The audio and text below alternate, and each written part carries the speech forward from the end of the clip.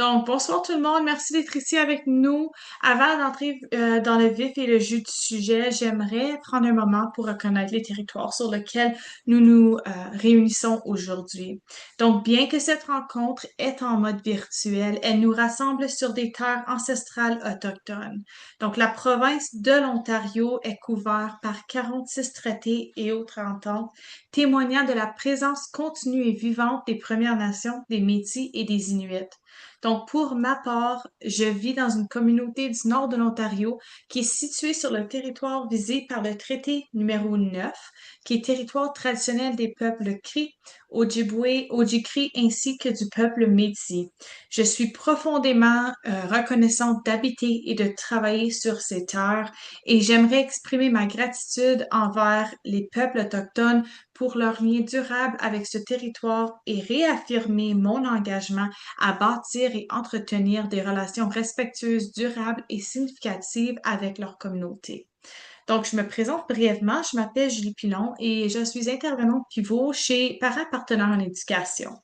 Donc, pour ceux peut-être qui entendent parler de PPE pour la première fois, il s'agit du réseau provincial des parents francophones de l'Ontario.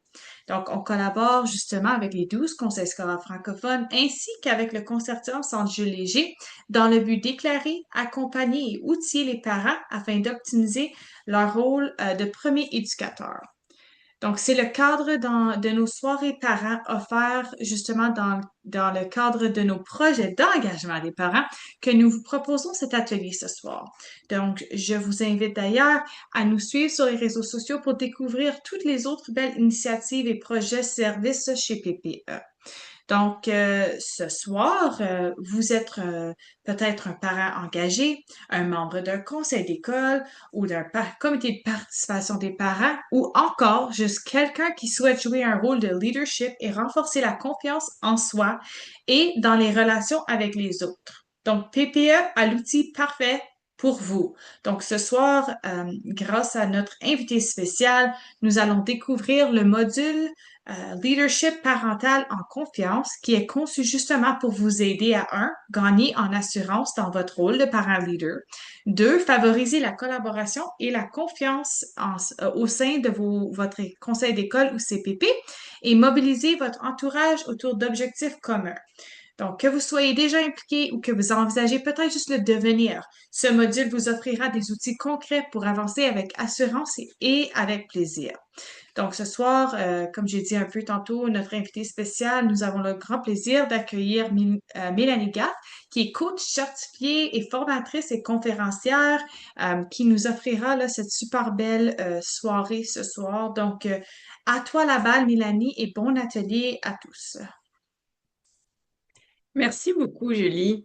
Alors, j'ai noté plein de mots-clés quand tu faisais ta présentation. Éclairer, outiller, générer du plaisir, ça me parle beaucoup. Les petites règles de ce soir, c'est que s'il y a une question qui apparaît ici, là, sortez-la, attendez pas la fin de la session. Si vous avez moindrement une question, utilisez le chat.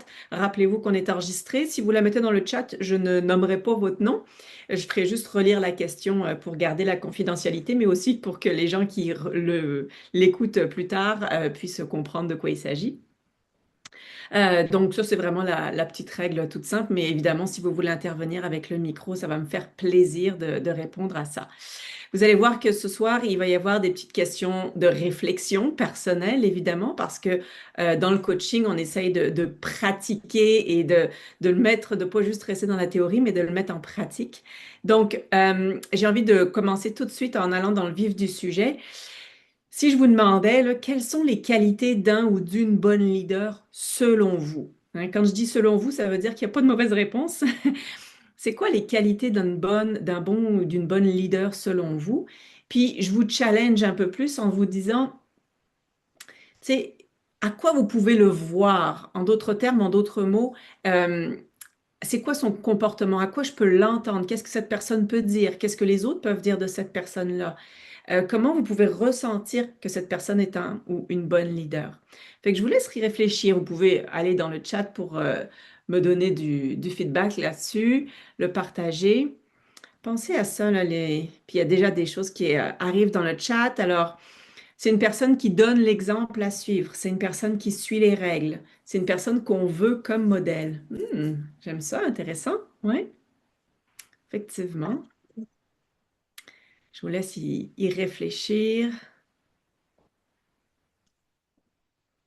Fait on est dans la petite question d'ouverture, là. C'est quoi, selon vous, les qualités d'un ou d'une bonne leader? Puis à quoi je pourrais le voir? À quoi je pourrais l'entendre? Tu sais, peut-être qu'est-ce que les autres disent de cette personne, hein? C'est intéressant de se poser ces questions-là. Je vous laisse quelques minutes pour aller le noter dans le chat ou simplement le noter pour vous-même. Il y a quelqu'un dans le chat qui dit, c'est une personne qui sait gérer une équipe et qui sait déléguer. Mhm. Puis, tu sais, je pourrais te challenger en disant, à quoi on voit qu'elle sait gérer une équipe? Puis, tu n'es pas obligé de répondre, hein. Je vais juste te relancer un petit peu plus, te challenger là-dessus. À quoi on sait qu'elle sait gérer une équipe? Une personne bienveillante. Puis là aussi, je pourrais te challenger en te demandant, ça ressemble à quoi une personne bienveillante? Qu'est-ce qu'elle fait? Hein? Comment elle agit? Parce que des fois, il y a des gens qui disent, ah ben oui, une personne bienveillante, c'est une personne qui prend de mes nouvelles. Une autre qui me demande si je vais bien quand ça n'a pas l'air de bien aller. Fait que c'est intéressant de se demander, qu'est-ce qui fait que ça? Fait que c'est une personne qui encourage, qui soutient, qui valorise les forces de chacun, de chacune. C'est ce que je lis dans le chat en ce moment. Une autre personne me dit, c'est une personne, un bon leader qui maîtrise soi-même. Qui se maîtrise soi-même. Ok, oui. Cette personne s'exprime avec aisance, elle donne des conseils, elle suggère des solutions. J'aime le mot suggérer des solutions. C'est bon. Ok, intéressant. À l'écoute des besoins. Ouais. Ok. Ok, good. Excellent. Être équitable et qui sait évaluer les compétences de son équipe. Ok, oui, parfait, ça précise ce qu'on disait tantôt. Une personne qui sait gérer, c'est une personne équitable, qui sait évaluer les compétences de son équipe. Excellent. Souvent, je vous challenge hein, quand il y a des mots qui pourraient avoir plusieurs significations selon les différentes personnes. Puis ça, c'est un réflexe que vous pourriez avoir dans la vie de tous les jours. Là, dès que quelqu'un sort un mot qu'on appelle un concept abstrait, hein, moi je dis qu'il ne tient pas dans une brouette. Si ça ne tient pas dans une brouette, il faut le définir. Donc quelqu'un qui est par exemple équitable, si je reprends quelque chose que j'ai vu dans le chat, ben, équitable, ça ne tient pas dans une brouette là. Fait qu'il faut le définir ensemble. Fait qu'est-ce que c'est pour moi être équitable, qu'est-ce que c'est pour toi, pour l'autre, etc. Une personne qui prend des initiatives, c'est aussi une qualité pour un ou une bonne leader. OK, good, excellent, super. Fait que faisons du pouce sur toutes vos belles et bonnes réponses. On va aller tout de suite dans la première partie, gagner en assurance dans votre rôle de parent leader. Puis, ça se peut que vous ne soyez pas encore un parent leader, ça se peut que vous soyez en devenir, ça se peut que vous le soyez déjà ou que vous l'ayez été, ça se peut, tout est possible. Fait que prenez-le comme ce qui est important pour vous. Puis, vous allez voir que même si vous n'êtes pas un parent leader, ça s'applique également pour vous. La première chose, quand on parle de gagner en assurance, on parle souvent de confiance en soi et d'autres personnes parlent d'estime de soi. Alors, comme ça, à brûle pour point, il y en a-tu qui font la différence entre estime de soi et confiance de soi? Si je vous demandais la différence entre les deux, en quelques mots, hein, pas besoin que ce soit qu'est-ce que c'est que l'estime selon vous et qu'est-ce que c'est que la confiance?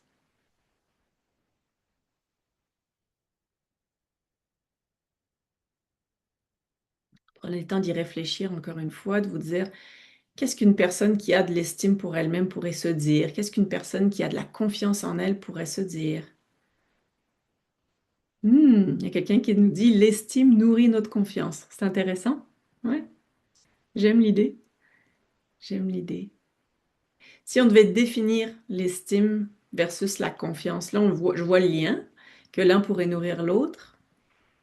Mais si je devais les différencier, qu'est-ce que je pourrais dire de l'estime ou de la confiance? Je vois des gens qui sont en train de d'écrire, alors je vais juste prendre le temps de l'estime de soi, c'est pour, ah oui, quand on valorise sa personnalité. Intéressant. Ouais.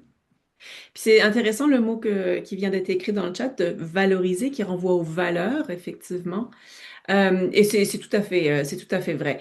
Je vous, je vous amène un petit peu plus loin pour que quand même vous donner les réponses rapidement. C'est pas un quiz ce soir.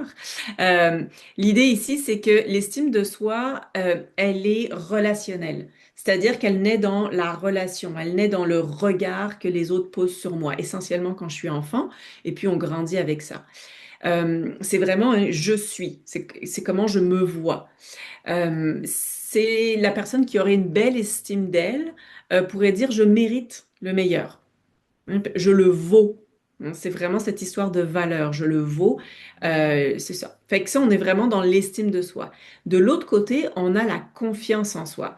La confiance, elle naît dans l'action, dans le mouvement, dans je fais. Et c'est comme ça qu'on va pouvoir le caractériser. On est dans je fais, check. Ça améliore ma confiance.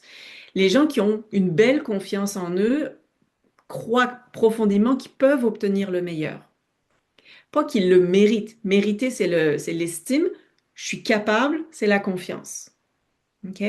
Fait que penser à je mérite et je suis capable de. Ça, c'est vraiment estime et confiance. Généralement, tout va bien dans le meilleur des mondes, puis je mérite le meilleur et je peux l'obtenir. Mais ça se peut que des fois, on est plus dans la confiance en se disant oui, je sais que je suis capable, mais est-ce que je le mérite? Est-ce que je le vaux? Mais ça, c'est souvent le syndrome de l'imposteur, hein, dont on a souvent entendu parler, qui est comme oui, je sais que je suis capable de faire, hein, check, check, check, je peux accomplir, mais est-ce que je le vaux? Est-ce que je le mérite? Ça, c'est plus difficile des fois à poser. Fait que si je vous demandais aujourd'hui, là, qu'est-ce qui, en ce moment, là, de quoi vous avez le plus besoin de développer pour vous? Estime ou confiance? Qu'est-ce qui est un peu moins présent dans votre vie? Pensez-y, là, maintenant que vous savez faire la différence entre les deux.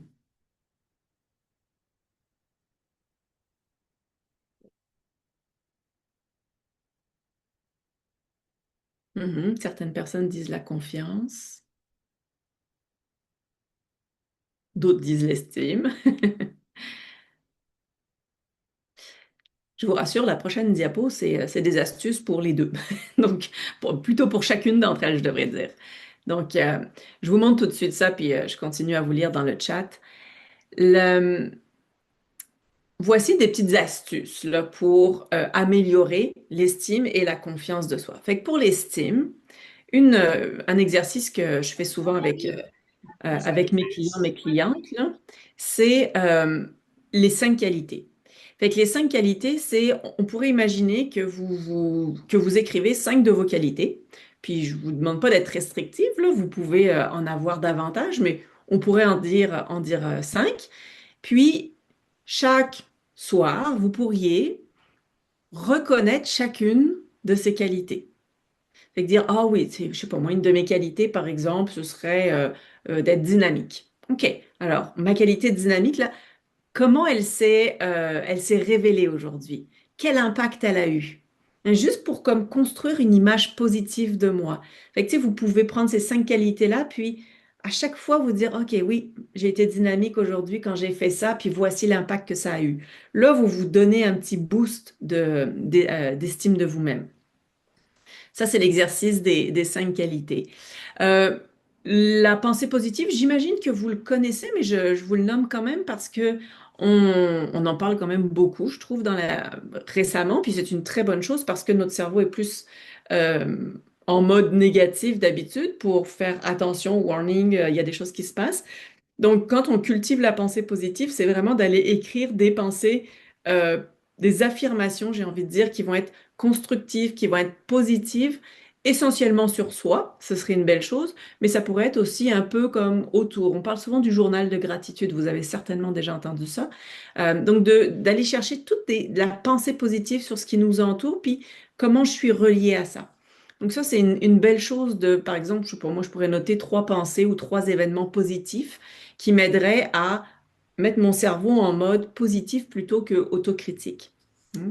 Donc souvent, je dis, c'est comme le petit hamster qui joue là, à l'intérieur, il tourne dans sa roue. Mais au lieu de le faire tourner dans le mode critique, ben, on pourrait le faire tourner dans le mode positif, dans le mode bravo, encouragement, etc. Donc ça, c'est la deuxième façon. La troisième façon, c'est l'autocompassion. Hein, souvent, on a de la compassion pour les autres, mais on oublie d'en avoir pour nous-mêmes. Tu sais, quelqu'un qui fait une erreur, on va pas lui dire, ben voyons, t'es donc ben stupide d'avoir fait ça. Et pourtant, on se le dit à nous-mêmes. Hein, d'habitude, quand on fait quelque chose, je sais pas, je renverse mon café le matin, puis je suis comme, ben voyons, Mélanie, à quoi tu pensais? Tu t'es enfargé dans tes pieds, blablabla. Je dirais jamais ça à quelqu'un d'autre, mais pourtant à moi, je le dis. Fait que développer l'autocompassion, essayez d'être aussi doux et douce que possible avec vous-même. Donc, quand vous avez un moment difficile, vous pourriez vous parler comme si vous parliez à quelqu'un. Vous pourriez vous écrire si jamais vous êtes bon ou bonne à écrire.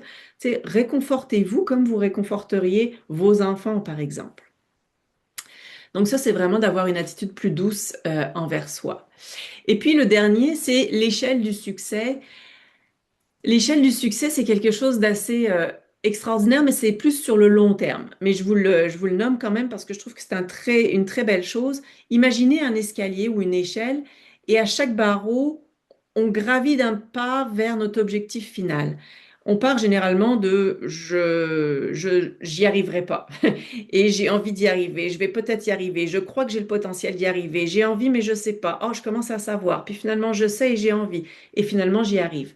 Fait que peu importe où vous êtes sur l'échelle d'un projet, sur l'échelle d'un moment que vous vivez, d'une situation, je vous invite à toujours regarder en arrière pour voir ce que vous avez accompli. Ça, c'est un boost pour l'estime de soi. Quand je regarde tout ce que j'ai accompli, c'est comme, oh, wow, OK, je pars pas de zéro. Fait que quand vous êtes coincé dans une situation, demandez-vous, qu'est-ce qui fait que je suis pas un barreau ou une marche plus bas? Regardez ce que vous avez déjà accompli. Dernièrement, je vous donne un exemple. Dernièrement, j'ai écouté un podcast sur les objectifs, là. Alors, développement personnel, comment tenir ses objectifs, etc. Et puis, je me disais, oh, moi, j'en ai-tu des objectifs? J'en ai-tu déjà eu? Est-ce que je les ai déjà tenus? Et j'ai forcé mon cerveau à se mettre en mode positif en disant, OK, là, maintenant, tu dois nommer tous les objectifs que tu as atteints déjà dans ta vie. Même les plus petits, hein. L'idée, c'est pas d'avoir des grands objectifs, mais des petits. Puis vous allez voir comment ça fait le lien avec la confiance en soi.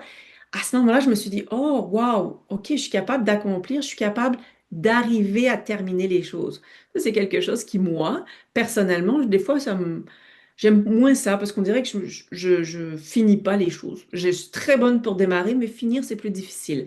Et là, de réaliser que j'avais terminé beaucoup de projets, j'avais atteint beaucoup d'objectifs, j'étais comme, oh, OK, ça m'a fait du bien. Fait que, tu sais, essayez de vous créer ces petits moments-là, tu sais, quand vous marchez ou quand vous buvez votre café, votre thé le matin, au lieu d'être sur votre écran, faites juste réfléchir à ce que vous avez accompli et d'où vous venez. Ce qui me permet de faire le lien à la confiance en soi. Confiance en soi, pour l'augmenter, fixer des petits objectifs et célébrer les victoires. Donc, vous voyez comment le fait, moi, de rattacher l'estime à mes objectifs qui étaient terminés, et finalement atteint et les célébrer, j'ai à la fois travaillé l'estime et la confiance en moi. Plus vous célébrez vos victoires, plus vous avez un boost de dopamine, clairement, hein, qui est l'hormone de la récompense. Donc, fixez-vous plein de petits objectifs. Et ça va être plus facile, vous allez avoir plus de petits boosts de dopamine, puis vous allez être plus motivé pour la suite. Fait que ça, c'est parfait. La confiance va grandir naturellement avec ça. Travaillez votre langage du corps. Ça, c'est intéressant, mais je ne sais pas si vous le savez, il y a une étude qui a été faite, puis le TED Talk s'appelle, en fait, je me souviens plus comment il s'appelle, mais je sais que c'est Émilie Cuddy, je pense, qui l'a fait. Vous pourrez aller regarder ça, je le mettrai dans le chat plus tard. La posture de pouvoir, hein. Elle a fait une étude sur les différentes postures et comment ça avait une influence sur nos hormones, justement. Puis, je vais baisser un tout petit peu mon écran pour que vous puissiez voir un peu plus ma posture.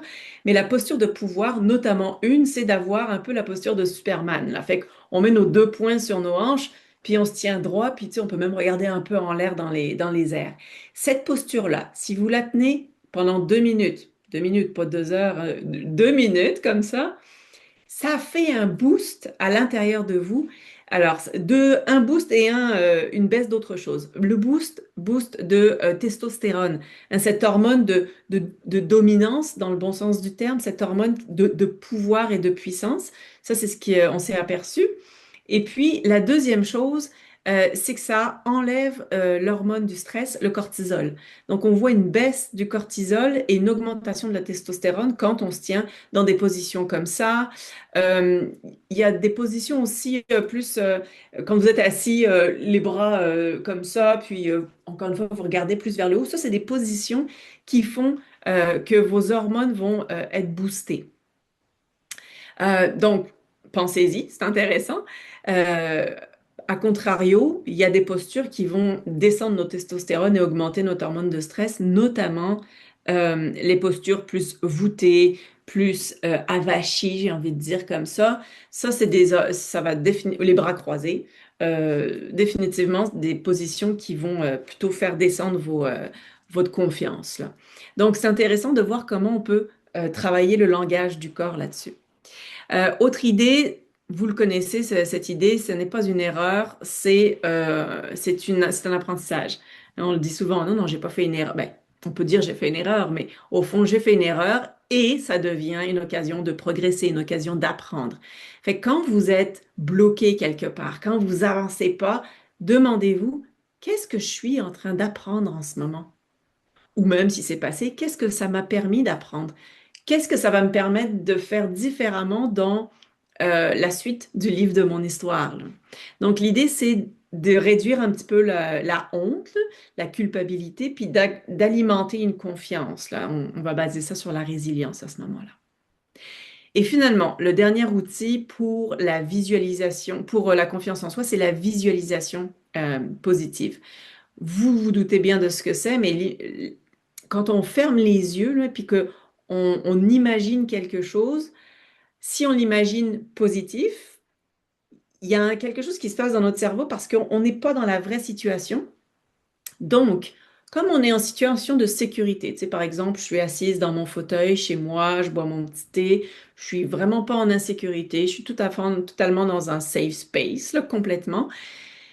Ben, si je me mets à imaginer des choses positives, mon esprit va être plus enclin à les suivre que s'il est dans la vraie situation où il y a de l'inconnu et que ça devient anxiogène. Donc, amusez-vous, j'appelle ça le moment du mensonge qui fait du bien, amusez-vous dans votre journée à vous mentir sur un mensonge qui vous fait du bien. Exemple d'une cliente qui voulait à tout prix changer de travail, puis elle savait ce qu'elle voulait faire. Ben, régulièrement, elle se mentait à elle-même en disant, oh oui, aujourd'hui, je pense qu'elle voulait être professeure dans un collège, là. Elle dit, ben oui, alors moi, aujourd'hui, je suis dans un professeur dans un collège, je m'en vais voir mes élèves, ils sont vraiment agréables. Et puis, elle se racontait une petite vie pendant 10 minutes, là. C'est très drôle à faire. Euh, et ça commence à mettre votre esprit dans une sorte de croyance, là, de belle croyance, là. Alors, on n'est pas en train de raconter des mensonges à tout le monde, c'est juste à nous-mêmes, puis c'est pour nous faire du bien, mais ça permet de renforcer notre esprit et surtout de le rassurer. Parce que le jour où il va vivre l'expérience réelle, il va voir que finalement, c'est beaucoup moins insécurisant que ce qu'il pensait. Donc, je vous invite à le faire. Puis, si vous n'êtes pas certain, certaine de savoir comment le faire, il y a plein de façons de le faire, mais vous fermez les yeux, puis vous commencez à parler sur votre rêve, vous allez voir, ça vient tout seul.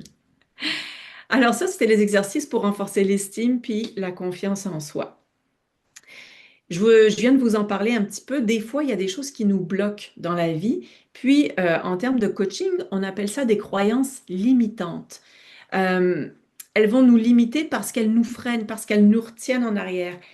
Puis c'est un petit peu insidieux parce que des fois, on sait même pas que c'est des croyances limitantes. On pense que c'est juste un état de fait et que c'est même comme ça pour tout le monde. Je vous donne une astuce pour trouver, pour aller la débusquer, cette croyance limitante. Elle commence souvent par les mots il faut, je devrais, je dois. Dans la vie, c'est important de.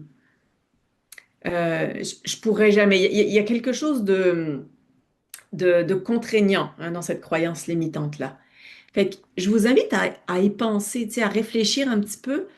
Pour vous, là, qu'est-ce qui pourrait bloquer en ce moment dans votre rôle, soit de leader actuel, de futur leader, de votre rôle de parent aussi, tant qu'à faire, soyons ouverts à tout ce qui arrive autour de vous. C'est quoi les croyances qui vous bloquent dans votre rôle de leader? J'en ai mis quelques-unes ici juste pour alimenter un peu la réflexion, mais je serais curieuse, tu sais, qu'est-ce qui pourrait commencer par dans la vie, il faut ou c'est important de, et qui vous permettrait pas d'avancer, qui ferait comme, oh, ça me retient en arrière, ça. Qu'est-ce que vous croyez qui peut vous bloquer? Je vous laisse y réfléchir un petit peu avant d'aller dans la suite des propositions que j'ai. La communication. Ouais, intéressant ça.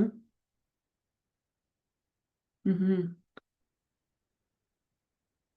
Fait que la communication, ça pourrait être les croyances autour de ça, puis je sais pas si c'est les tiennes, mais ça pourrait être je sais pas comment communiquer, ou j'ai peur de mal communiquer, ou tu sais, si tu veux nous l'indiquer dans le chat, ça me fera plaisir de parler de ça. Les multitâches, ah oui, hein.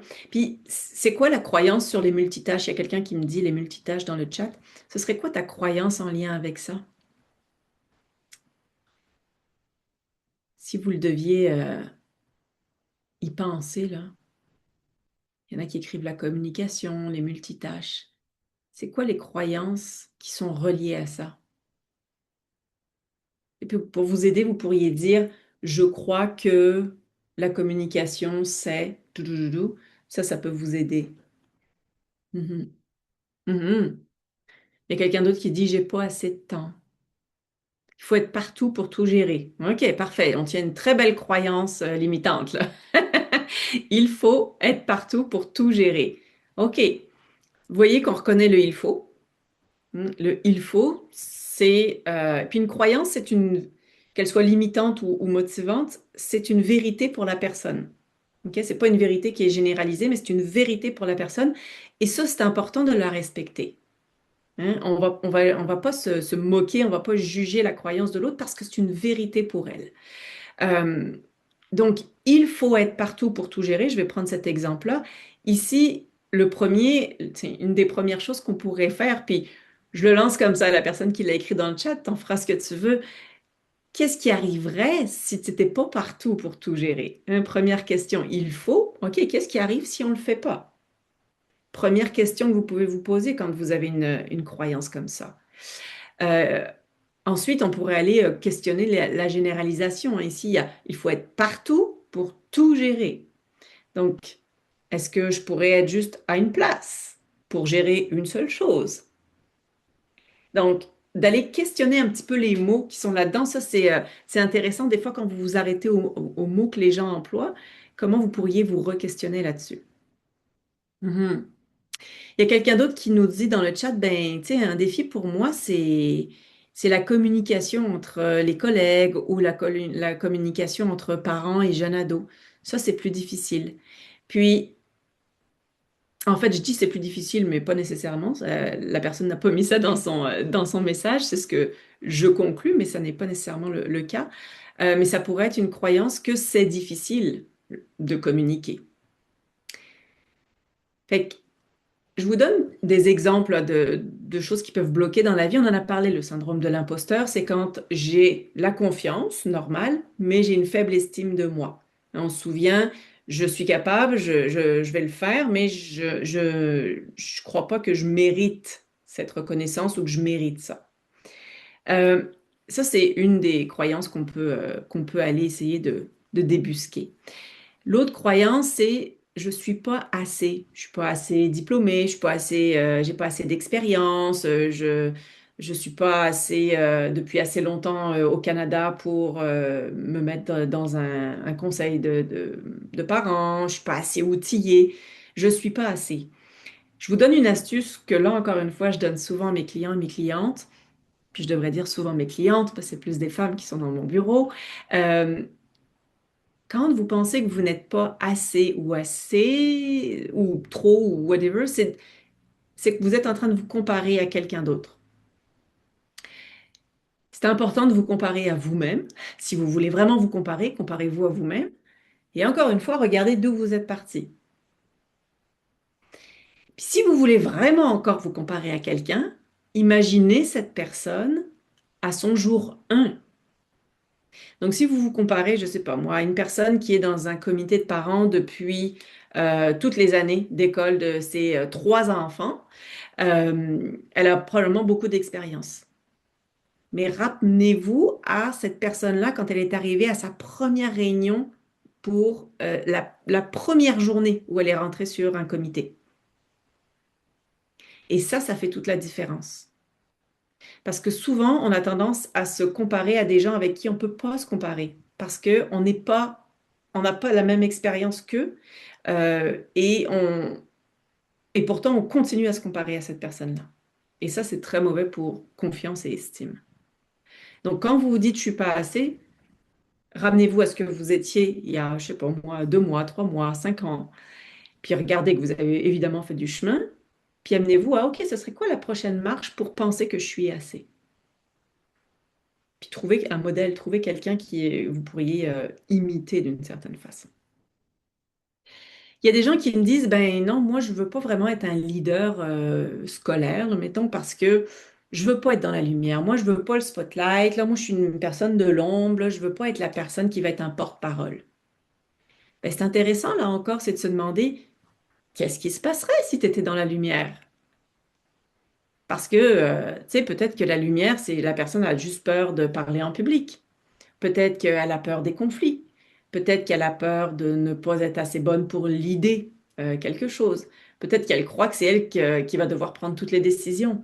Donc, c'est intéressant d'aller chercher en arrière de ça. Et puis, on a entendu aussi, quand on créait ce guide-là, les gens qui disaient, ben moi, le leadership, j'ai une vision vraiment très négative de ça. Parce que un leader, c'est quasiment un dictateur. C'est lui qui doit parler, qui doit organiser tout. Il faut qu'on l'écoute. C'est lui qui prend les décisions. Donc, une vision très négative du leadership. Donc, vous voyez, ça, c'est quelques croyances limitantes que je vous ai partagées ici. Mais ce qui est intéressant, c'est de se dire, c'est quoi les croyances en ce moment qui me bloquent et qui me permettent de pas avancer là où je voudrais avancer. Puis là, je vous donne un petit bonus, là. Si à partir de ce soir, vous vouliez croire quelque chose de différent, qu'est-ce que vous voudriez commencer à croire? Pensez-y un instant, là. Ça, c'est ce que je crois, qui est un peu limitant. Qu'est-ce que j'aimerais commencer à croire qui est plus motivant? Puis tu sais, c'est un petit peu le fake it until you make it. C'est pas grave si je le suis pas. Tu sais, moi, je pourrais dire, ah ben, ma croyance limitante, c'est que je commence tous les projets, mais je les finis pas. J'aimerais commencer à croire que je continue et que je termine chacun des projets. Et qu'aujourd'hui, je commence à croire que j'ai cette capacité de terminer des projets et de les achever. Puis je peux renforcer avec l'exercice qu'on a fait tantôt. Je me souviens, visualisation positive de ce que j'ai déjà accompli, puis je me projette sur un prochain projet.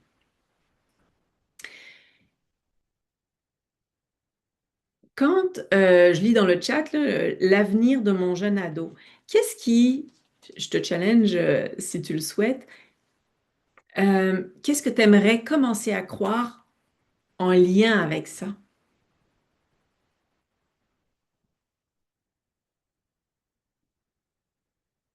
Je peux parler? Oui, bien sûr.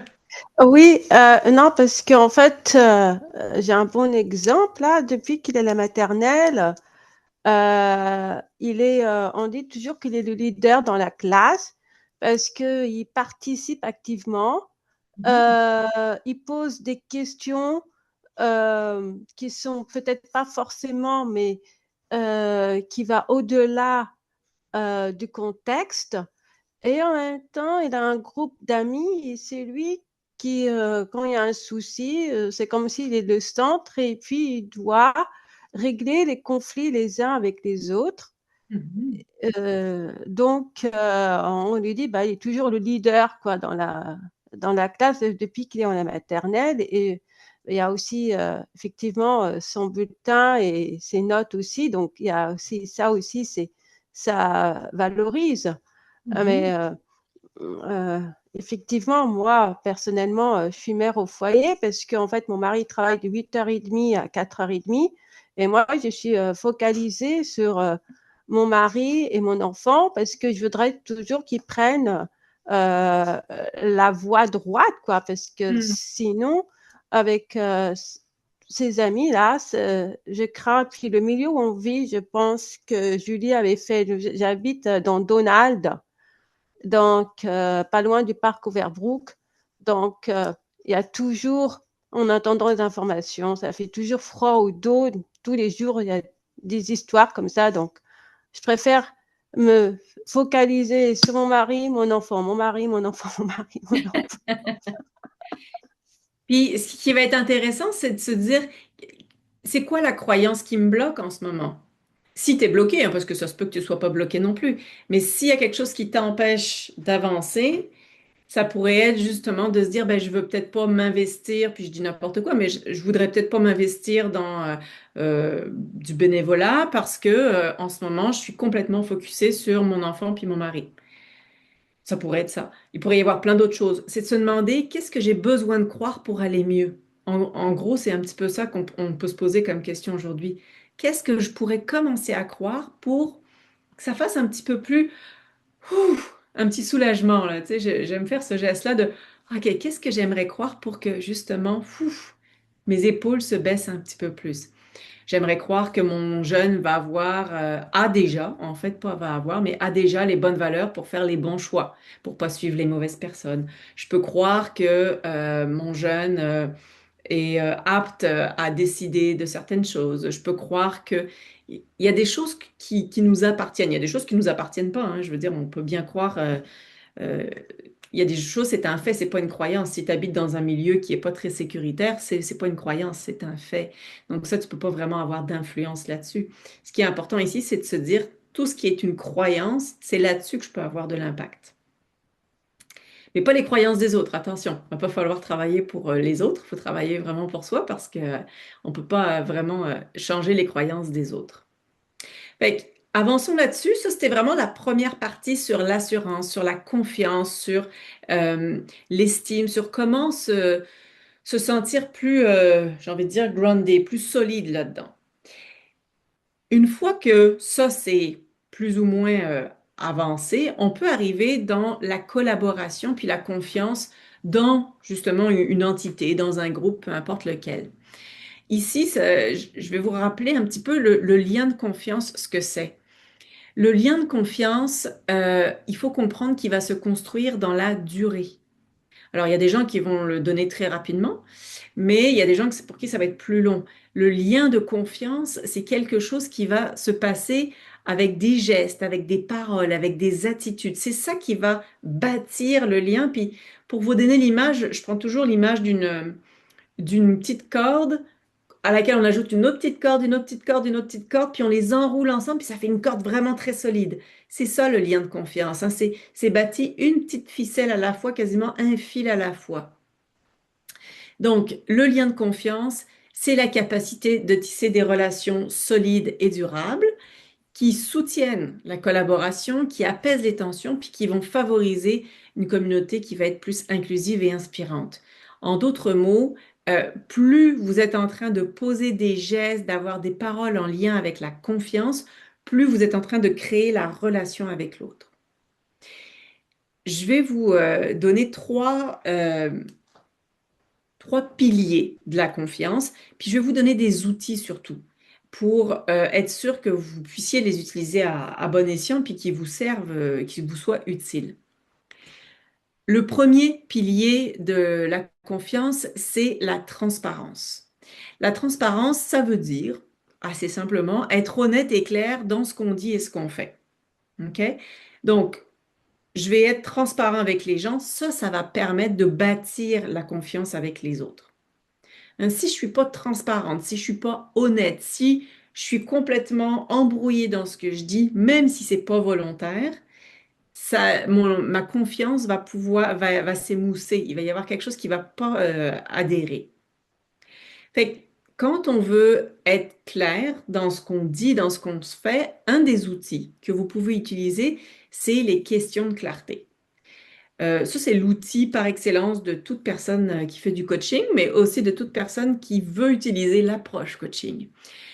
Quand vous rédigez un message, quand vous parlez à quelqu'un, assurez-vous d'avoir répondu à ces questions-là. Qui, quoi, quand, comment et pourquoi ou pour quelle raison, hein, dans quel but.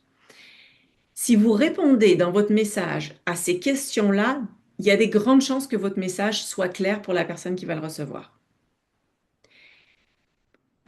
Testez avec des messages que vous avez envoyés dernièrement, même des textes à vos amis, si vous avez envoyé des textes à vos amis, allez les relire, puis dites-vous, est-ce que je réponds à ces questions-là?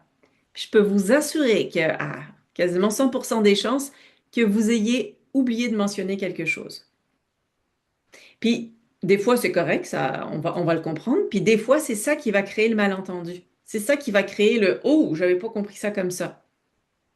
Euh, Un exemple que j'avais d'une cliente qui disait, c'est son ex-conjoint, le père de ses enfants, qui lui disait, as-tu des plans pour Noël ou Nouvel An? Parce que moi, je prévois d'aller là. Et la cliente dit, ben, c'est parce que là, moi, je sais pas ce qu'il veut. Comme j'ai des plans, j'en ai pas, mais ça veut dire quoi si je dis que j'ai des plans ou j'en ai pas? Fait que on s'est pratiqué ensemble, puis elle a posé la question, elle dit, pour quelle raison tu me poses ça? Ah, il dit, ah, c'est parce que je voulais savoir si je pouvais emmener nos enfants là. Ah, ok, parfait. Ça faisait pas de sens pour elle, ce qui était normal, il manquait clairement une information. Donc, n'hésitez pas à poser ces questions-là si elles sont pas, si le message que vous recevez est pas clair. Et ça marche évidemment pour quand vous donnez un message, là. Donc, c'est important pour être totalement transparent de préciser vos intentions dès le départ. J'ai envie de ou j'ai besoin de, si je vais avoir cette conversation avec toi, par exemple, j'ai besoin qu'on se parle de ça parce que ça me tient à cœur, etc. C'est important de nommer vos limites. La transparence, c'est aussi dire, ben, écoute, non, je ne suis pas capable de prendre, de devenir secrétaire dans ce comité ou de prendre la présidence de tel comité. Parce que ça ne marche pas dans mes tâches en ce moment. C'est aussi de partager des informations factuelles, c'est-à-dire n'essayez pas d'être dans le jugement ou d'être dans je crois que, je pense que, je ressens. Non, non, c'est un fait. Essayez de rester dans les faits. Ça va vous permettre d'être honnête. Euh, Dites je sais pas quand vous savez pas. C'est important. Si vous commencez à dire oui, oui, oui, je vois et vous n'avez pas compris, ben vous n'êtes pas honnête non plus avec les gens. C'est pas évident parce que ça demande beaucoup de vulnérabilité, mais c'est important. Donc, surtout, questionnez les gens. Si vous devez retenir une chose, pour être transparent, je m'assure que ces 5 questions-là sont répondues quand je donne un message ou quand je le reçois. Parce que c'est le premier pilier de la confiance. Le deuxième pilier de la confiance, c'est la cohérence. La cohérence, c'est faire ce qu'on dit et dire ce qu'on fait. Faire ce qu'on dit et dire ce qu'on fait. Ça, c'est important parce que si on n'est pas cohérent, on risque justement d'être complètement à côté, là. On va aller faire des choses on va s'engager dans des choses, puis les gens vont dire, ben là, c'est parce que toi, tu m'as dit ça, mais tu le fais pas. Donc, un outil que vous pouvez utiliser pour être cohérent, que j'aime bien parce que souvent on oublie de se poser ces questions-là, c'est ce que j'appelle le filtre des 3 réalités. Les 3 réalités, c'est le temps, l'énergie et les priorités. L'exercice est très simple, c'est de vous poser la question, les 3 questions. Quand on me demande, je sais pas moi, veux-tu faire partie de ce comité-là pour le bal définissant? Le temps, est-ce que j'ai le temps de faire ça? L'énergie, est-ce que j'ai l'énergie mentale, émotionnelle, physique pour faire ça? La priorité, est-ce que c'est aligné avec mes responsabilités, avec mes priorités en ce moment, que ce soit professionnel ou personnel? Temps, énergie, priorité. Pensez comme ça, quand quelqu'un vous pose une question, allez-y tout de suite avec temps, énergie, priorité pour faire une sorte de petit check-in à l'intérieur de vous, pour dire, OK, je vérifie, est-ce que j'ai le temps? Si je ne sais pas combien de temps ça va me prendre, je vais clarifier combien de temps ça va me prendre. L'énergie, comment je me sens? Est-ce que je vais avoir l'énergie d'aller jusqu'au bout? Est-ce que c'est dans mes priorités? Est-ce que je me suis fixé ça comme goal, objectif cette année? Fait que passez toujours vos engagements, j'ai envie de dire, à travers le filtre des 3 réalités. Ça va vous aider pour être plus cohérent vis-à-vis des autres. Et quand on est cohérent, ben, c'est parce que une fois on s'est engagé, ben, on va le faire. Parce qu'on a checké, est-ce que j'ai le temps, est-ce que j'ai l'énergie, est-ce que c'est dans mes priorités? Parce que si j'ai pas pris le temps de vérifier ça, et que je suis obligée de dire, ben, tu sais quoi, finalement, je me suis un petit peu engagée à la légère, j'avais pas le temps de le faire, mais là, la confiance, elle vient d'en prendre un coup. Donc, on a vu la cohérence. Là, on va voir l'empathie. L'empathie, c'est donc le troisième pilier de la confiance. Vous le savez ce que c'est, hein, l'empathie, c'est de comprendre sincèrement, j'aime bien ce mot-là, ce que vit l'autre et l'accompagner avec respect là-dedans. En d'autres mots, c'est on est capable de se mettre à la place de l'autre sans le juger. On est capable de reformuler ses propos pour être sûr que j'ai bien compris ce que tu me disais. Je suis capable de voir que tu as une certaine émotion et puis que même si moi je ne partage pas cette émotion, ben, je reconnais que la tienne est valide, elle est valable. Euh, L'empathie aussi, c'est intéressant. Quelqu'un l'a noté tantôt dans le chat par rapport au bon leader. C'est quelqu'un qui va éviter de donner des conseils trop tôt. Avant de donner un conseil, on va écouter. Et puis évidemment, c'est une personne qui va adapter, puis ça, vous le faites probablement déjà naturellement, un ton de voix, un langage corporel qui va être plus adapté à l'émotion que la personne vit. Donc, une façon, un outil que je vous donne pour travailler l'empathie, c'est de se mettre dans les souliers de l'autre. Alors, j'utilise cette expression-là, mais ça pourrait être de porter son chapeau, de mettre ses lunettes, peu importe, vous comprenez le principe, c'est de se mettre à la place de l'autre. Se mettre à la place de l'autre, puis se poser ces deux questions-là. C'est quoi son intention positive à cette personne-là quand elle agit comme ça? Je prends souvent cet exemple-là d'un enfant qui est un petit peu, qui fait le clown là, en classe, là, qui bouge, qui fait rire les amis et tout ça. C'est pas un beau comportement, on est d'accord. Mais en arrière de ça, il y a une intention positive. Qu'est-ce qu'il pourrait avoir besoin, cet enfant-là? Il pourrait avoir besoin de faire rire, il pourrait avoir besoin d'être reconnu, il pourrait avoir besoin de légèreté, il pourrait avoir besoin de plein de choses.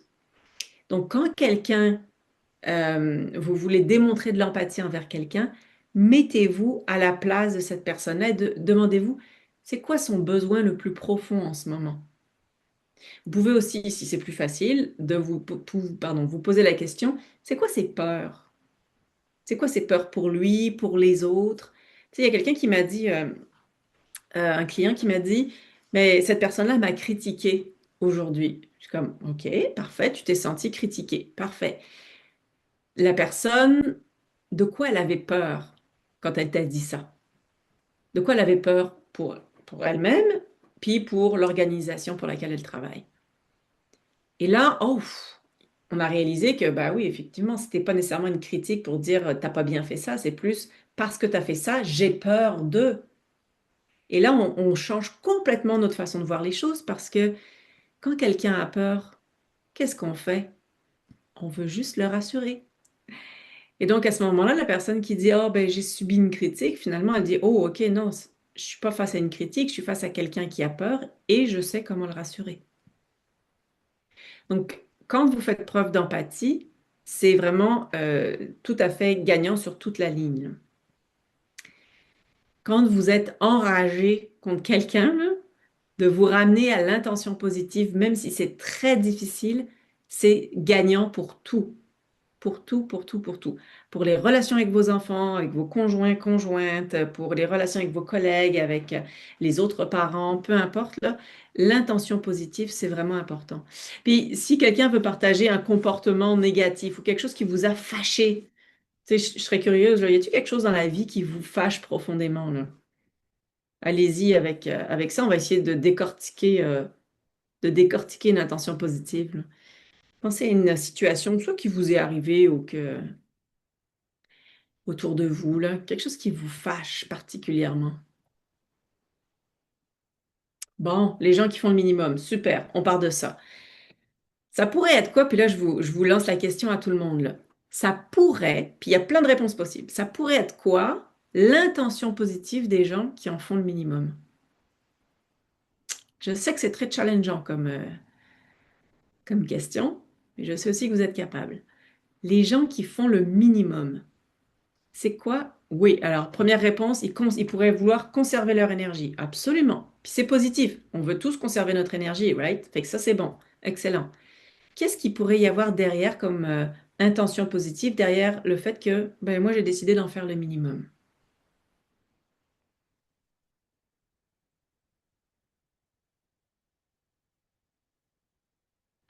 Quelqu'un qui va gérer ses priorités, ouais, effectivement. Quelqu'un qui va compter sur les autres, je te challengerai là-dessus parce que c'est pas nécessairement une intention positive de compter sur les autres. L'intention positive, ce serait, je te challengerai encore en disant, c'est quoi l'intention positive de compter sur les autres? Quelqu'un écrit, ils ont confiance en toi que tu pourras faire mieux qu'eux. Donc leur intention positive, ouais, ici c'est plus une question d'estime. Euh, mais oui, je vois ce que tu veux dire. Fait que quelqu'un qui fait le minimum, ça pourrait être parce que, bon, on l'a dit, il conserve son énergie, parce que cette personne-là, elle veut faire du mieux possible, et puis le mieux, c'est peut-être son maximum, hein. Alors, en fait, c'est un petit peu comme si on se disait, son minimum, c'est selon notre vision à nous. Puis peut-être qu'elle croit pas qu'elle est capable. Donc, tu sais, il y a plein de choses comme ça qui peuvent arriver. L'idée, c'est de se sortir du jugement. Se sortir du jugement, absolument. Ça se travaille très, très bien en séance de coaching, de vous apprendre à avoir ça dans vos têtes, là. Absolument. Y a-t-il d'autres exemples où vous voulez qu'on aborde tant qu'à être dans la pratique de la confiance, voyons, de la bonne intention?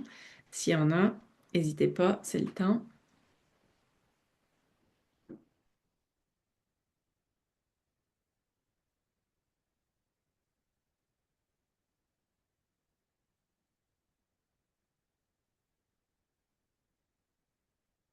Regarde un petit peu les images pour être sûr.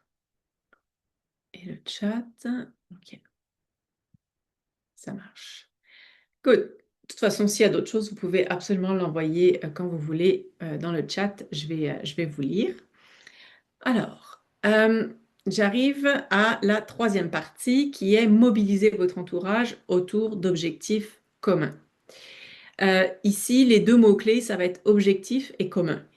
Vous connaissez peut-être la pyramide de Lencioni.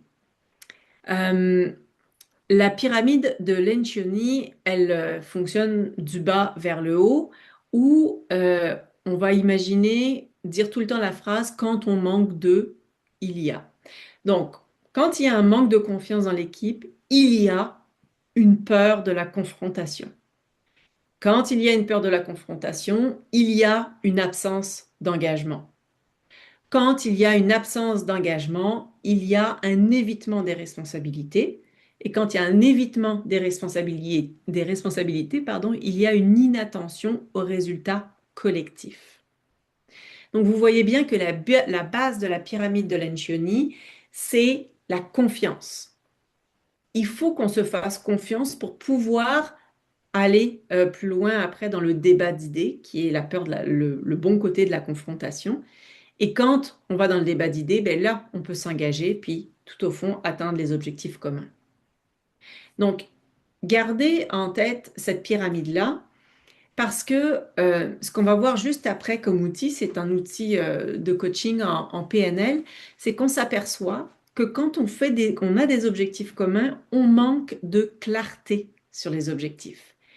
Et manquer de clarté, ben, ça veut dire qu'on ne va pas être dans le même bateau, qu'on ne va pas ramer dans le même sens, qu'il y a même des gens qui n'auront pas de rame, et qu'on ne sait même pas où on doit aller, dans quel côté vers où on doit aller. Donc, si vous êtes présentement dans un bateau, en équipe, assurez-vous que vous savez où vous devez aller, à quelle vitesse vous devez ramer. Est-ce que tout le monde doit avoir une rame? Est-ce que je dois ramer juste à droite, juste à gauche? Et pour s'assurer de ramer tous ensemble. Je ne sais pas si vous avez déjà vécu cette expérience, mais moi je l'ai vécu au mois de juin dernier du bateau dragon. Bateau dragon, imaginez un long, long, long bateau comme un grand canot sur lequel on embarque à peu près 17 personnes, 18 personnes. Et on a une rame, juste une rame, parce qu'on a un coéquipier qui est de l'autre côté. Évidemment, vous vous doutez bien qu'il faut qu'on rame tous en même temps, sinon nos pagaies vont se frapper, puis ben, on n'avancera pas plus. Donc, il faut non seulement commencer en même temps, ramer juste comme il faut, pas trop fort, parce qu'il faut que ce soit tout le monde rame de la même façon pour faire avancer le bateau plus vite et plus loin. Et pour ça, il y a quelqu'un qui nous frappe un tambour pour nous donner le rythme. C'est exactement ça qu'il faut avoir comme état d'esprit quand on fait partie d'un groupe. C'est de se dire, j'ai besoin de ramer à la même vitesse que tout le monde et que tout le monde rame ensemble vers le même objectif. Le prochain outil que je vous propose, c'est ce qu'on appelle le métamodèle. Le métamodèle, c'est un modèle qu'on utilise en programmation neurolinguistique, en coaching, qui nous permet de contrer trois effets qu'on a quand on discute. Quand on parle avec des gens, il y a souvent dans nos discussions trois filtres. Le premier filtre, c'est l'omission. On oublie des morceaux. Hein, quand quelqu'un vous dit « Ah, je suis fâché », il manque clairement des morceaux pour que ce soit clair dans cette phrase. Je suis fâché. Contre qui, contre quoi, depuis quand, de qui tu parles. Vous voyez qu'il manque plein de choses. Fait que ça, c'est l'omission. C'est le premier filtre. Quand on parle, on oublie souvent de mentionner des éléments. Le deuxième filtre, c'est la généralisation. C'est assez clair, mais souvent, on va englober. On va dire tous les gens, personne, jamais, toujours. Hein, je suis toujours fatiguée les lundis matins. Ce genre de mots-là, on les emploie très souvent pour pas dire toujours. Maintenant, vous allez les entendre parfois dans la bouche de tout le monde, là. Fait que généralisation, omission. Et le dernier, distorsion. Quand on fait un cause à effet qui n'a pas vraiment de rapport. Par exemple, ben, ma collègue m'a pas dit bonjour aujourd'hui, elle doit être fâchée contre moi. Ça n'a pas de rapport. Ça n'a pas nécessairement de rapport. Ça se peut, mais c'est une possibilité parmi plusieurs. Ma collègue vient plus manger avec nous. C'est pas qu'elle veut pas, c'est qu'elle vient plus manger avec nous. Peut-être qu'elle est fâchée. Donc, des choses comme ça qui font que on, on va faire j'ai envie de dire, des liens qui sont pas nécessairement vrais. Pour ça, pour enlever ces trois problèmes de filtre dans nos conversations, on utilise du questionnement. Ces questions-là, il y en a beaucoup à l'écran ici, mais au fond, celles que vous devez retenir qui sont vraiment les plus importantes, c'est de quoi on parle, de qui tu parles, puis qu'est-ce que tu veux dire par là. Donc, regardez la phrase qui est en bas. Imaginez que vous demandez à un enseignant, une enseignante de s'occuper de... On fait un bal définissant, là. Puis la personne vous dit, ben non, c'est pas le bon moment, on a déjà trop de choses à gérer. Qu'est-ce qu'on pourrait lui poser comme question à cette personne-là pour clarifier ce qu'elle essaye de nous dire? Parce qu'il manque plein d'informations, il y a de la généralisation. Fait que, quelle question on pourrait lui poser? Puis vous pouvez même utiliser les questions qui, quoi, quand, comment. Ça, c'est toujours des super bonnes questions, là. Quelle question vous pourriez poser à quelqu'un qui vous dit, ah non, non, non, c'est pas le bon moment, on a déjà trop de choses à gérer. On n'essaye pas de le convaincre, on essaye de mieux comprendre la personne. Je vous laisse. C'est quoi les priorités? Ouais. Puis, ça, c'est quelqu'un qui écrit ça dans le chat. C'est quoi les priorités? Je vais vous inviter à reprendre les mots que la personne utilise. Elle dit, j'ai déjà trop de choses à gérer. OK, c'est quoi ces choses? Reprenez le mot. Ça aide beaucoup le cerveau à... c'est comme une autoroute, là. Quand vous employez les mêmes mots que la personne, elle n'est pas en train de faire, oh, on a pris une autre route. Non, elle dit, oh oui, c'est mes mots. Je suis dans le même mode de pensée. Ce serait quand le bon moment? Excellente question. Ce serait quand le bon moment? Mhm. Qu'est-ce qui fait que c'est pas un bon moment? Euh, c'est ça, qu'est-ce que tu as comme chose à gérer? Ce genre de questions-là. Hein? Vous voyez déjà que là, on part pas sur tout de suite les solutions. Parce que souvent, l'être humain, c'est ça qu'il va faire. Il va sauter dans les solutions. Il va faire... Quelqu'un lui dit, ah, c'est pas le bon moment, on a déjà trop de choses à gérer. OK, ben, tu sais, je saute dans les solutions, là. Puis c'est intéressant, quelqu'un dit dans le chat, qu'est-ce que je pourrais faire pour t'aider? Ben, on vient de passer un petit peu dans les solutions, là. Fait qu'avant d'être dans cet aspect de solution, essayez de clarifier au maximum. Ouais. Fait que Toutes les personnes qui proposent leur aide, bravo et merci. Mais je vous invite, puis ça, j'invite tout le monde à le faire, mais de clarifier pendant au moins 2 ou 3 minutes avant de rentrer dans une solution. Vous allez voir, c'est pas naturel du tout. Et pourtant, ça aide énormément. Quand quelqu'un vient vous voir, vous pouvez être certain qu'il oublie des morceaux parce qu'il est dans sa tête. Alors, posez vos questions. Puis pour poser vos questions, vous pouvez évidemment poser ces questions-là. De qui tu me parles? De quoi on parle? Puis qu'est-ce que tu veux dire par ça? Puis moi, j'aime bien celle-ci parce que c'est comme une petite comptine, là. Quand quelqu'un dit, ah ouais, mais ça, ce serait mieux. Mieux que quand, mieux que qui, mieux que quoi. Ça, j'aime bien, ça se dit très bien, puis c'est très rigolo pour la personne, mais ça la fait réfléchir. Vous allez voir qu'on emploie très souvent le mot mieux. Ah oui, c'était mieux avant. OK, avant quoi? Qu'est-ce qui était mieux avant? Parce que généralement, il y a la réponse dans leur question. Parce que si la personne est capable de me dire qu'est-ce qui était mieux avant et en quoi c'était mieux, ah ben là, je viens de savoir ce qu'elle a besoin. Et puis, les questions qui sont extraordinaires, quand vous allez voir les généralisations des gens qui disent tout le monde, toujours, jamais, personne, partout, nulle part, faites juste répéter le mot. Comme quelqu'un qui vous dit, ah, moi je suis fatigué, je suis toujours fatigué les lundis. Toujours? Et là, vous laissez vos 3 petits points de suspension, puis la personne va faire, ben non, pas tous les lundis, là. Ah! Et là, vous pouvez rentrer dans la fameuse question d'exception. Qu'est-ce qui fait que tu n'es pas fatigué certains lundis? Blablabla, la personne va commencer à clarifier. Dites-vous que quand vous questionnez pour mieux comprendre la personne, que vous faites preuve de curiosité, vous êtes en train non seulement, vous, de vous rendre service parce que vous allez pouvoir l'aider de la meilleure façon pour elle, mais vous êtes en train de lui permettre de clarifier elle-même son propos. Parce que très souvent, on arrive, puis fouf, on déverse ça. Ah, je suis fâchée. Puis là, on rentre dans les solutions, on rentre dans quelque chose. Mais on a oublié de préciser, mais je suis fâchée contre qui au fond? Je suis fâchée contre quoi? Puis comment je me sens quand je suis fâchée? Puis comment j'aimerais me sentir? Puis c'est quoi qui a déclenché ça?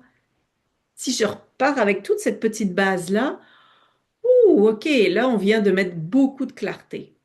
Donc là, je prends toujours mon exemple de je suis fâchée, mais prenez l'exemple de quelqu'un qui dit euh, organisons une fête pour la rentrée. Hey, on peut-tu être moins clair que ça? De quoi on parle, là? Une fête de la rentrée? Quel genre de fête? Quelle rentrée? Soyons clairs, quelle rentrée? C'est une rentrée de professeur, une rentrée d'élèves, la rentrée du mois de janvier, la rentrée du mois de septembre, la rentrée après le March break. De quoi on parle? Puis qu'est-ce que tu veux dire par organisons une fête? À quoi ça ressemblerait cette fête? Qu'est-ce que ça impliquerait? Fait que aller chercher vraiment avant de dire oh oui, d'accord, et on passe en solution, aller creuser pour dire OK, c'est quoi que ça implique là-dedans? Fait que je vous invite à poser beaucoup plus de questions que ce que vous faites habituellement. En gros, techniquement, dès qu'on vous pose une question ou qu'on vous propose quelque chose, vous devriez répondre par une question. Je vous challenge sur ça. Mhm. Effectivement. Fait que ça, c'est intéressant. Puis je vais lire le chat. Le souci de poser des questions personnelles, surtout en sein de la vie professionnelle, certaines personnes pourraient sentir offensées dans leur vie privée. Oui, absolument. Puis, tu sais, là, je suis pas en train de dire d'aller chercher les petites bibites personnelles de chaque personne, mais c'est d'aller dans la clarté, juste sur ce qu'ils viennent de dire. Tu sais, si la personne vous dit, je suis fâchée, ben, c'est qu'elle a envie de vous partager quelque chose. Hmm. J'ai le goût d'un changement. Ouais. Fait que ça, ce serait quelqu'un qui dirait j'ai le goût d'un changement, peut-être. Effectivement, ça c'est très peu clair. Hein. Ça ressemble à quoi le goût du changement? Ça ressemble à quoi un changement? Qu'est-ce qui fait que tu as le goût de changer? Qu'est-ce qui arriverait si tu changeais pas? Plein de questions que. Alors, je vous dis, posez pas ces questions en rafale, hein, c'est vraiment pas une bonne idée. C'est juste posez-en une, attendez la réponse, digérez-la, et puis hop, enchaînez sur une autre question. L'idée ici, c'est de faire preuve de curiosité, pas au sens négatif du terme. Je veux pas être curieuse de ta vie privée, mais je veux être curieuse pour mieux comprendre ce que tu essayes de me dire. Ce qui m'amène à fait que ça va être pour ficeler l'objectif. Hein. Quand quelqu'un arrive avec un objectif, c'est important que ce soit clair, de mettre de la clarté. Mais on a parlé d'objectifs communs. Puis dans le commun, ben, il y a l'individu aussi. Parce que le commun, c'est une somme d'individus. Et les individus, ben, on est tous différents. Puis il y a deux types de différences. Il y en a plein, mais ces deux types-là sont deux types qui peuvent être des défis quand on fait face à on est dans un comité pour atteindre un objectif commun. Le premier, c'est tout ce qui est les différences au niveau culturel. Puis là, j'en ai marqué juste deux, mais les croyances culturelles. Donc, on ne parle pas de spiritualité du tout ici, on parle vraiment de croyances qui sont liées, sociétales en fait. Et puis des postures physiques. Alors, il y a des exemples qui me viennent en tête, puis peut-être que vous l'avez remarqué si vous appartenez à deux cultures, hein. Si vous aviez peut-être une culture avant le Canada, puis une culture canadienne, ou en tout cas, moi, ça a été mon cas, puis j'ai pu remarquer qu'il y avait des différences. Euh, on pourrait Excusez-moi, on pourrait imaginer que dans certaines cultures, ben, il faut être plus discret, on va aller plus vers l'harmonie dans un groupe. C'est important que le groupe soit, j'ai quasiment envie de dire zen, là, quelque chose de très doux. On s'obstine pas, c'est important de rester discret. Dans d'autres cultures, au contraire, on va valoriser la prise d'initiative, la confrontation d'idées. C'est important qu'on débatte, hein, parce que si on débat pas, euh, on a- ça marche pas. C'est pas comme ça qu'on fait, tu sais, dans certains pays. Alors imaginez quand quelqu'un d'un pays arrive qui, lui, pense que c'est important la discrétion puis l'harmonie, et puis qu'il arrive dans un pays où, au contraire, c'est le débat d'idées, la confrontation d'idées qui prévalent. Mais il peut y avoir une sorte de choc culturel ici, puis les gens, on ne sera pas sur on sera pas sur la même longueur d'onde. Donc, il y a des cultures, euh, même des fois cultures familiales, qui peuvent un peu s'accrocher. Donc, c'est important de prendre conscience que ben, on n'a pas tous les mêmes expériences, les mêmes vécus, les mêmes croyances. Les postures physiques, vous l'avez peut-être remarqué aussi que selon les pays, selon les cultures, on a des distances, hein. La distance de ma bulle est pas la même, hein. On, on dit, c'est intéressant, on dit souvent plus le pays est chaud, plus la bulle est rapprochée. Alors, je ne sais pas si c'est juste une croyance, un mythe, mais c'est intéressant de se dire, ah oui, il y a, tu sais, c'est quoi la distance, par exemple ici au Canada, pour être pas dans la bulle de l'autre. Le contact visuel, hein, il y a des cultures dans lesquelles on peut pas regarder droit dans les yeux quelqu'un. C'est comme un affront, alors que dans d'autres, ben, si tu le regardes pas dans les yeux, c'est un affront parce que ça veut dire que tu l'écoutes pas. Donc c'est intéressant de vous dire, ah ok, est-ce que cette personne que me regarde pas parce que si elle me regarde pour elle, c'est un affront.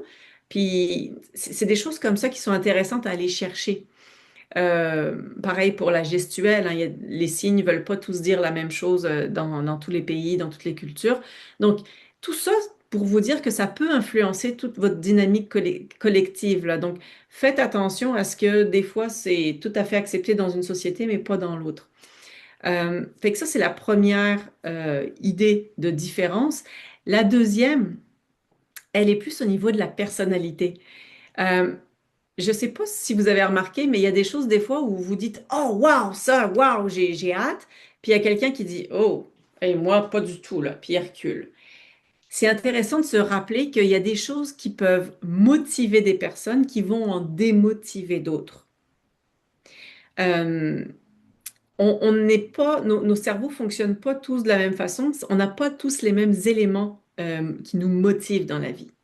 Donc, par exemple, on va avoir, si je prends l'exemple, je prends souvent cet exemple, l'exemple de mon fils puis moi. On va avoir cette différence-là où lui, il est plus du type je m'éloigne de. Donc, je m'éloigne de l'effort, je m'éloigne de quelque chose de déplaisant, alors que moi, je suis plus de type aller vers, je vais vers le plaisir, je vais vers quelque chose de plaisant. Fait qu'au final, on vise la même chose, mais on s'y rend d'une façon différente. Donc, si je veux dire à mon fils, on s'en va faire une sortie en vélo. Si je lui dis, ça va être le fun, on va se faire une grande boucle de 15 kilomètres, tu vas voir, on va passer notre après-midi là, vous comprenez bien que je viens de le perdre. Parce que là, lui, il, il faut lui parler en langage inversé. Il faut que je lui dise, Hey, on va faire une après-midi de vélo, mais tu verras, ça va être plus court que la fois dernière. J'ai décidé qu'on ne prendrait pas les côtes. J'avais le choix entre deux parcours. J'ai pris le moins difficile. Là, je suis en train de parler son langage. Parce que ce qui motive une personne peut démotiver une personne. Il y en a qui sont motivés par le challenge. Il y en a qui sont démotivés par le challenge. Donc, faites attention quand moi j'ai une tendance à dire, ah, c'est le fun, ça va être le fun, ça va être le fun. Ça me motive, moi. Si tu me dis que quelque chose va être le fun, j'embarque. Mais il y a plein de gens dans la vie que c'est pas du tout un facteur, le fun, comme c'est pas une variable qu'ils vont considérer. Donc, prenez conscience que c'est intéressant de se demander c'est quoi qui va motiver l'autre, c'est quoi son type de motivation, de langage de motivation. Et ça fonctionne pour le stress aussi. Il y a des choses qui vont me stresser, qui vont pas stresser les autres personnes.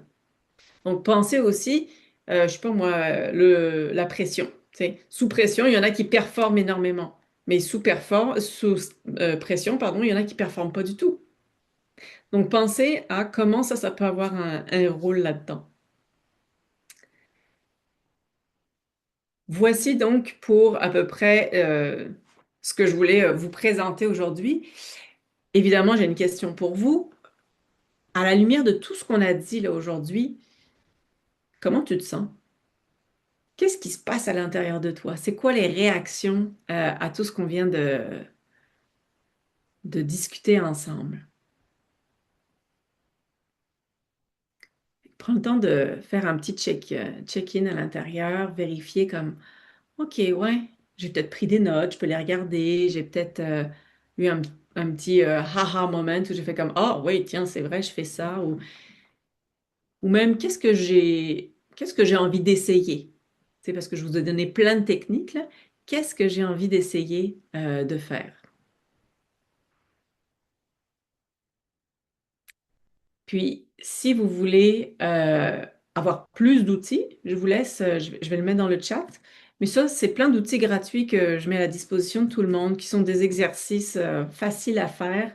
Euh, Allez regarder là-dedans, il y a plein d'informations, il y a un blog, plein de choses comme ça qui vont vous permettre d'avoir plus d'outils aussi pour questionner, puis pour penser à être plus assuré, plus confiant, plus confiante.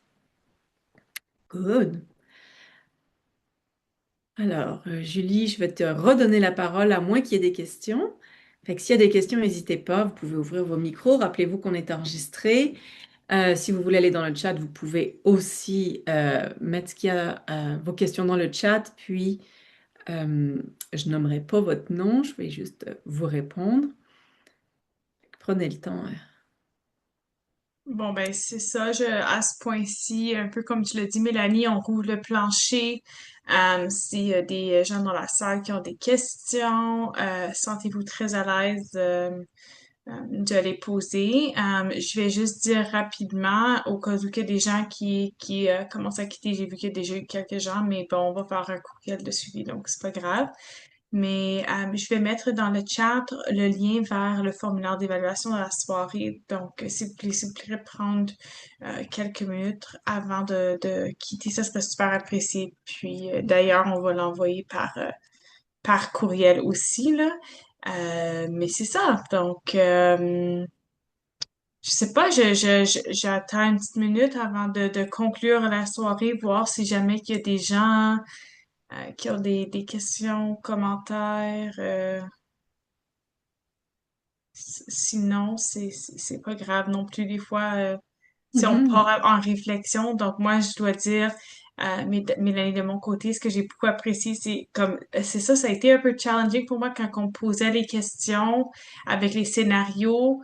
Puis les questions, comme moi, j'avais toujours tendance à aller vers comme une résolution, puis travaillons ensemble. Puis là, je suis comme, mais vrai, faut comprendre, c'est comme l'idée du bal, comme puis j'étais comme, ah ouais, c'est vrai, j'ai sauté tout de suite dans, comme, dans solution. Oui. versus comme apprendre à comprendre comme mais c'est quoi un bal? Tu sais comme Mhm. explorer ça, ça pourrait avoir de l'air différent là pour tellement de gens comme c'est l'autre qui dit comme non mais ok comme ton horaire a de l'air à quoi? Comme tu sais, c'est comme des questions. Puis en t'écoutant, je suis comme ah ouais, c'est ça ce qu'elle voulait dire par les questions parce que moi tout de suite je suis allée dans le mais qu'est-ce que je peux faire là pour t'aider? Y a-t-il des choses? Exact. Puis je pense aux parents aussi, aux monde dans la salle qui ont dit comme on peut aider, y a-t-il des choses qu'on peut enlever de ton assiette? Donc je pense qu'on a juste tendance, plusieurs d'entre nous, d'aller vers comme un peu comme un sauveur, comme aller vers Mhm. j'ai pas le bon terme là, mais comme tu sais, on s'en va Oui. sauver les gens, mais c'est pas ça, puis c'est pas ce que les gens veulent non plus, c'est pas d'être sauvés là. Donc oui, c'est super intéressant, puis ça m'a amené beaucoup à réflexion, donc j'ai beaucoup apprécié cette soirée, puis ouais, donc je vois ici qu'il y a une question. Mhm. Oui, quelqu'un qui dit, je suis nerveuse facilement, je suis stricte et très rigoureuse, comment faire? Puis c'est intéressant parce que souvent, quand on est strict et rigoureux, c'est justement pour nous rassurer. Fait que c'est un lien avec la nervosité, hein. Quand je me sens rassurée, quand je contrôle les choses, ben, oh, ça me rassure. Fait que de laisser aller des choses, ça peut être très effrayant, hein, des fois. Il y a quelqu'un qui me faisait cette réflexion-là de dire, mais lâche prise, hein. On dit souvent lâche prise. Moi, je fais de l'escalade. Si tu me dis lâche prise, je tombe. Donc, c'est exactement la même chose pour notre cerveau. Plus on va lui dire de lâcher prise, plus il va avoir peur de se retrouver en bas. Donc, souvent, ce que je dis, c'est accueillir, plus que lâcher prise. Accueillir. À quoi ça me sert? Puis, tu sais, c'est un peu les questions que la personne dans le chat pourrait se poser, là. À quoi ça me sert d'être stricte et rigoureuse? Puis ça me sert probablement à quelque chose. Euh, de quoi ça me protège? À quoi ça me sert? Qu'est-ce que ça me permet?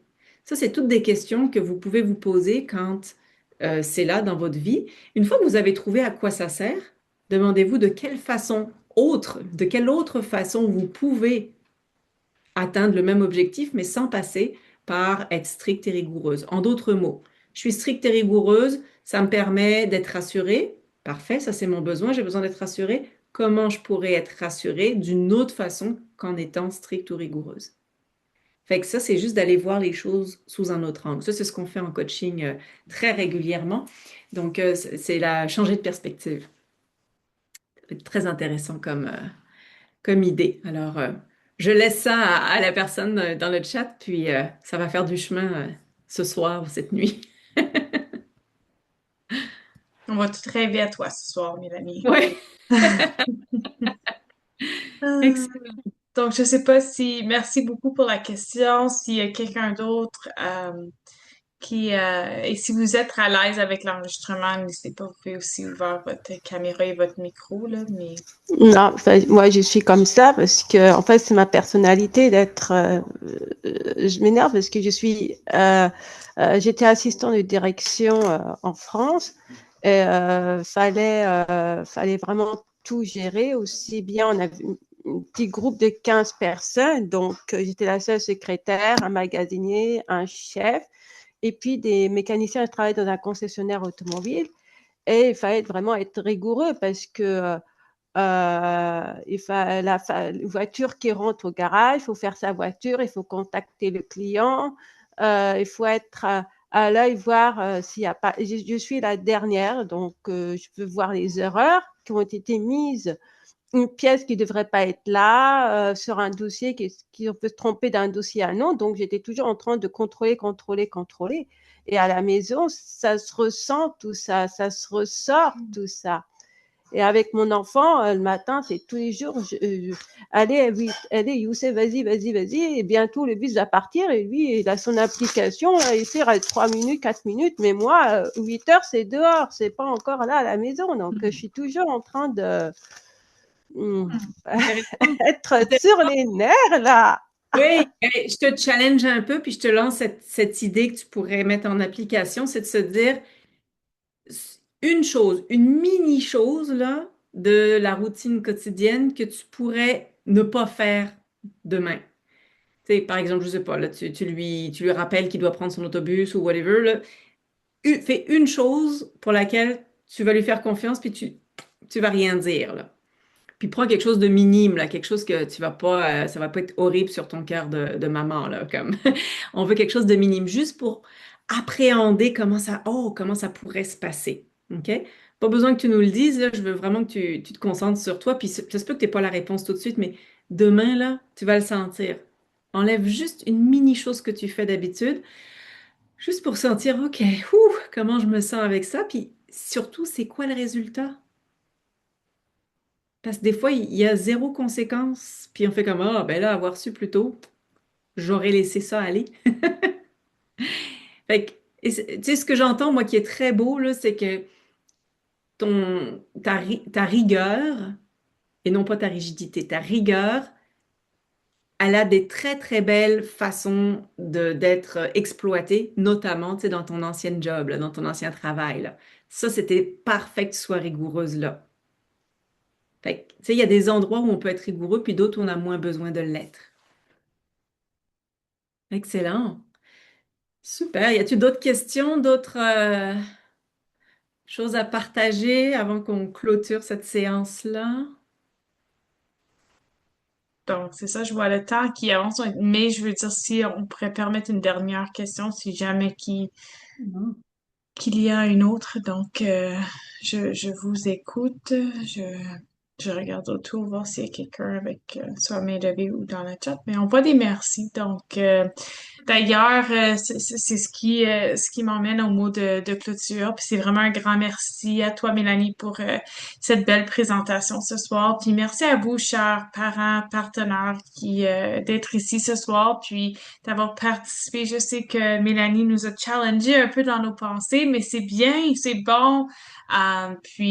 J'apprécie, même si on est juste là à écouter, puis je pense qu'on va tous partir un peu avec un petit défi personnel. Donc, j'apprécie beaucoup. Donc, c'est ça, juste un petit rappel avant de quitter.